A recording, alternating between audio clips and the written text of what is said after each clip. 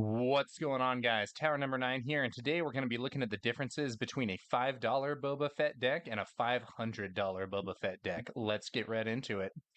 So, Boba Fett is one of the most popular leaders in the game of Star Wars Unlimited TCG. He's had strong results in recent events. He's really what people would call the deck to beat. That's not to say that he is unbeatable, but he's like, you should really be planning around Boba Fett. Like, how is my deck going to deal with it? And if you have a deck that's really bad against Boba Fett, in particular Boba Green, you might want to either come up with a new strategy or even pick a new deck. Boba is a big enough presence that a bunch of the cards for this deck have actually become pretty expensive. But that doesn't mean that there is no way to play Boba cheaply. So here we're going to take a look at 3 different Boba Fett builds, and they're going to range from quite cheap to quite expensive. And we'll take a look at those builds, what they have to offer, the cost breakdown, and what you might want to choose. Okay. So first up, we have a budget Boba deck. So this has I would honestly consider this a fairly solid deck. So we do have one rare in the deck, that's ECL. The Energy Conversion Lab, in my opinion, is a big upgrade for Boba Fett, as it does that ambush can be really crucial in some situations, especially with the Consortium Star Viper or 7th Fleet Defender against Rebel aggro. Having that ambush to take out some of their small fighters there and put a big obstacle to them in the form of one of your better fighters is a serious upgrade, in my opinion, but it's also very useful in other situations, especially with the Steadfast Battalion. So looking at this list, we have a solid early game with 3 copies of Greedo, 3 Cartel Spacers, 3 Crafty Smugglers, and 3 Viper Probe Droids as turn 1 drops. Shoot First increases our ability to deal with enemy units early on. Surprise Strike can help take out larger units or do final damage to the base. We have 3 Super Laser Techs and 3 Resupplies to help ramp faster. Consortium Star Viper and 7th Fleet Defender provide us some good 3-cost ships. Waylay as bounce, Overwhelming Barrage as a removal card, the 3 Steadfast Battalions to potentially take out opposing Boba Fett leaders in conjunction with the Energy Conversion Lab, as well as just pushing more damage to base or whatever. Bosk and Syndicate Lackeys are ambush options. Now, you normally wouldn't run Bosk and Syndicate Lackeys and the Mercenary Company here, but these are options that I've kind of put in, just fielding more ambush things, trying to get the opponent's units off the board with those in order to perhaps make up for the lack of some of the higher cost options that the decks sometimes have available. We are not running Fett's Fire Spray because it is a bit of an expensive card, but we do have 2 Gladiator Star Destroyers to give us a bit of a higher end in the space arena. And so this deck, if we price out the cards, all of these cards here are commons or uncommons except for the Energy Conversion Lab, and they all cost a pretty low amount. This was just pulled from the SWODB information on TCG player prices for these cards, and it may be subject to change. It may have already changed by the time that you're watching this video, but if we look at these prices, the most expensive card in the main deck here is the Overwhelming Barrage, which costs 49 cents. Not exactly expensive. We do have Energy Conversion Lab adding $2.72 as our one rare. Boba himself costs something like 1 cent. So the total cost of this build is about $7.71. And if you run the true budget version with no rares and all, not even ECL, you could buy this entire build for $4.99. Now, personally, I would recommend upgrading from the $5 version to the $7.71 version by picking up that Energy Conversion Lab. I really do think it adds a lot to the deck, especially against other Bobas with the Steadfast Battalion ambush, and also with the ability to ambush your 3-cost fighters to deal with space aggro. So I do think that the 771 version is a solid upgrade, and I think the Energy Conversion Lab's worth it. But honestly, I think this is a pretty solid budget deck. And none of this stuff is really breaking the bank. Next up, we're going to move to a mid-cost boba. So this is very similar to the previous build, but we've made 2 changes. We have we have removed the mercenary company and the gladiator star destroyer, and we have replaced them with 2 copies of traitorous and 3 copies of Fett's fire spray. Fett's fire spray is a great option in the space arena that can close out the game by coming into play ready and attacking the enemy base. Traitorous can deal well with opposing like small units and works especially well against sentinels and in cases where the opponent has upgraded a smaller unit. So if someone has, wing leader buffing Sabine Wren explosives artist and you capture her with traitorous, that's a lot of value. Similarly, the dream is that someone has like Yoda. Yoda, old master with the Jedi lightsaber, who's a giant force to be reckoned with and can kill most leaders in one hit. And you use traitorous to take that unit yourself. So Traitorous and Fett's Fire Spray are a bit more expensive cards. Traitorous comes in at 199. It is a rare, and it's a somewhat valuable rare. And Fett's Fire Spray is a highly desirable rare at 599. So when we add this up, assuming I didn't mess up my costs, we end up with 29.29 for this version of the build. And I want to say there is definitely a chance that I've made some addition mistakes in this video or similar, and I apologize if so. But, at this point, we're looking at about a $30 deck. I do think it is a substantial upgrade to add Fett's Fire Spray. It's a really, really strong card, and I do recommend that people use it. But you might want to go with a cheaper version as well, and I think that's fine. I do think the Traitorous and Fett's Fire Spray are nice additions, but you don't necessarily have to run them if you don't want.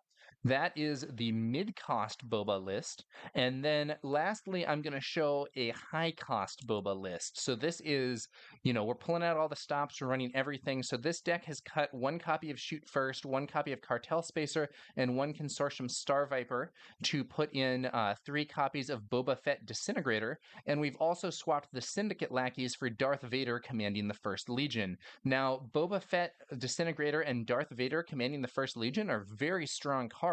They are also the 2 most expensive non-showcase cards in the game. So this deck actually has a very large cost increase over the previous one. So the previous one was $29.99. Adding Boba Disintegrator and Vader commanding the First Legion has brought this up very substantially. Vader is an $80 card, and Boba Fett is a about $59 card as of the time I made this video. So adding those brings us up to something like $445.79. And once you add your sideboard, any hyperspaces or foils you're going after, you could actually be in the $500 range for a build like this. Probably a bit cheaper depending on exactly what you're running, but you could take this 3 Change of Hearts in the sideboard, for instance, which is definitely a solid card that is itself a legendary. I don't remember exactly what the price is. I think that might be like a $6 or $8 card though, so you're ramping up the cost pretty quick. Probably you can come in under $500, but you're at about that range when you're looking to have like the highest end cards for this build. And is it a good build? Yeah, probably. And you might take issue with specific card selections, but the exact breakdown isn't really the point for this. The point is more to show the difference in cost once you start incorporating some of those more expensive cards. Personally, I don't know. So like I am a competitive tournament player, and this cost gives me a little pause. I think paying $59 for Boba, $80 for Vader, I don't know. I'm not 100% sure that would be something that I would be interested in doing if I'm not really invested in the game. You know what I'm saying? Um, so which of these builds is for you? Honestly, I don't think the budget and mid-cost versions of this deck are terrible. Boba Fett Disintegrator and Vader commanding the First Legion are really pricey. Like I think yes, they're strong cards. I'm not saying they're not strong cards. They're really good. But is it worth it? I think you have to kind of answer that for yourself. I'll also say there are other leaders that have cheaper versions of this, cheaper decks overall than this available. So if you wanted to play a Sabine Green, the competitive tournament version of Sabine Green does not play legendary cards. It has 0 legendaries in that deck. I have not priced out that deck fully. There are a few rares that are kind of expensive, but I wouldn't be surprised if the tournament competitive version of Sabine Green was like $50 or something like that. Probably a bit more than that. But it is a deck that has nothing above rare. Similarly, I was talking recently about a double red Sabine build. The only legendaries in that build are three copies of Aggression. Aggression is about a $10 card. That deck is probably coming in again, it's going to be probably less than $100 for that. I don't know about the exact cost breakdown. I think some of the Sabine rares have actually been dropping in price recently, so it might be even cheaper than that. So there are other builds that are going to be cheaper. There are also even other color combinations that are cheaper. So double yellow Boba has had some success. And if you wanted to play a double yellow Boba, you probably still want to be playing Boba Fett Disintegrator, but you're not going to be playing Darth Vader commanding the First Legion. You might play Cunning instead, which is a legendary, but it's a much cheaper legendary. It's probably like that deck is probably like $200 or more cheaper than the Boba Green version. And one other thing I'll say is that prices might fall as the game grows. They might also rise as the game grows. It's a question of supply and demand. I know there are going to be more boxes on the way and so on. There are also more players joining the game. We may see future meta results that make Boba less popular, which might drop the price of some of the cards for his build. We might see future meta results that make Boba more popular. Maybe Boba wins every single tournament in the first set, and everyone wants to play this deck, and the cards actually go up. If you care about hyperspace and foil versions, that can increase the price further. If you're just getting the basic versions, decks are going to be cheaper. Um, Personally, I honestly am not sure I'd be rushing to buy Boba Fett and Vader. Full disclosure, I do have three copies of each, but I think I bought one copy of Vader as a single, and I think I actually pulled the copies of Boba from packs, either packs that I had normally, or from playing limited, or maybe even prize packs from events. I don't really remember, but I believe I did not. I believe I bought one Vader as a single at a local store and pulled the copies of Boba. So. I don't know. I am not sure that I'd be looking to pay $240 for three Vaders. It seems like a pretty high price. If you're a super competitive tournament hardcore, yeah, maybe you go for the really pricey, 500-ish dollar version of this build. But honestly, if you're just playing locals and you're not as competitive, I might go for the budget or mid cost version. If you're paying I think it was $7 or $8 for the budget deck with ECL. I honestly think that can probably win local events pretty easily if you're playing it well. And if you're willing to pay a little bit more, upgrade it with the Fett's Fire Spray, Traitorous, stuff like that, I think you can get a better deck without really breaking the bank on the really expensive legendaries. Okay, so that's going to about do it for this one. Quicker video, guys, but I just wanted to give you guys an overview of that and show kind of the different pricing for some of these decks and how dramatically that price can change with the most expensive legendaries at the end. I'll have links in the video description below to each of these three deck lists: the budget version, the mid-cost version, and the high-cost version, if you want to check them out yourselves in more detail. But yeah, that's otherwise going to about do it. Thanks to you guys for watching, and we'll be back later with some more Star Wars Unlimited content. I will catch you guys later.